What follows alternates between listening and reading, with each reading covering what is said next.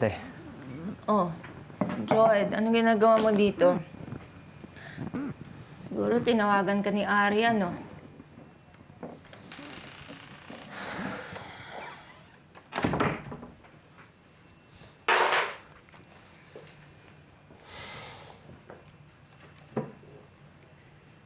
Paubos na to. Nakakarami ka na, tama na yan. Ano ba? Ano bang pakialam mo? Papayaan mo nga ako.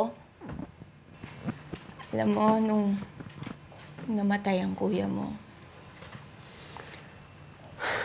pinilit kong tanggapin. Panggap akong malakas. Kaya ko ang lahat. Pero habang tumatagal, pinapatay ako ng galit.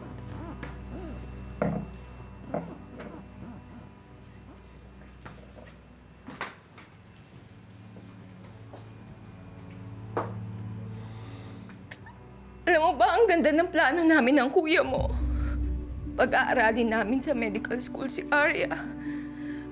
Magtatayo kami ng maliit na negosyo para hindi na kami naghihiwalay.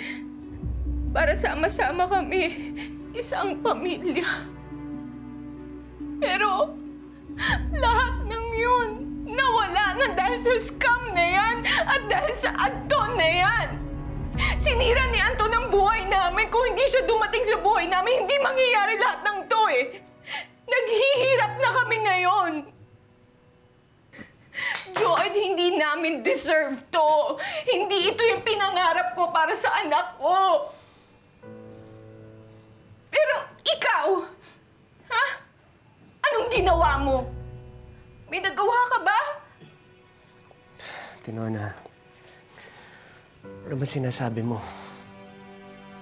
Halos sugol ko na rin pagiging pulis ko dito, ha? Para lang mahanap at mahuli ang na yan, di ba?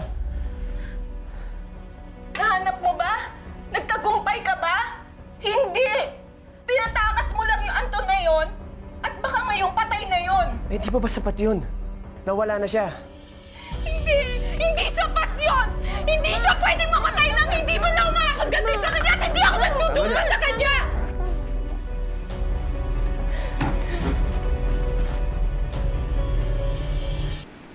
Oh, ano? Narinig mo ang resulta ng ginawa mo sa pamilya namin? Yan.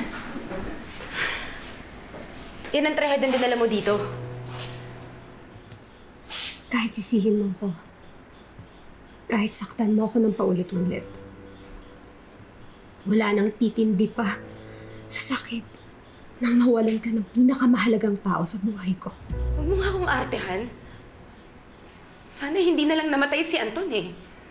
Sana ikaw na lang. Total, wala ka namang pamilya. Walang iiyak o malulungkot kapag wala ka na. Galit na galit talaga ako sa'yo eh.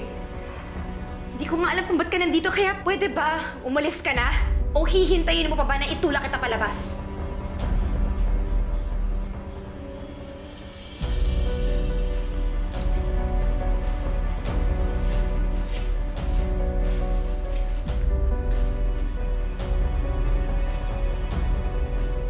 Hindi pwedeng mamatay ang Anton na yan. Hindi niya mararamdaman yung hirap na dinadamdam namin. Patay na siya, tapos na yung sufferings niya, pero paano kami ng anak ko? Patuloy pa rin yun. Ate, ginawa ko na lahat ng magagawa ko para makaganti sa kanya. Pero hindi sapat yun, kulang yun, kaya nangyayari lahat ng to. Ate naman, alam mong gagawin ko ang lahat para maiganti si Kuya, di ba? Pero pumalpak ka. Kaya ngayon, wala nang chance na para makaganti tayo sa kanya. Dahil sinira mo ang lahat.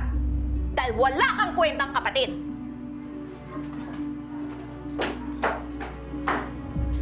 Tito, pagpasensyahan niyo na po si Mama. Minsan iniisip ko baka nga tama siya. Baka nga napabaya ako.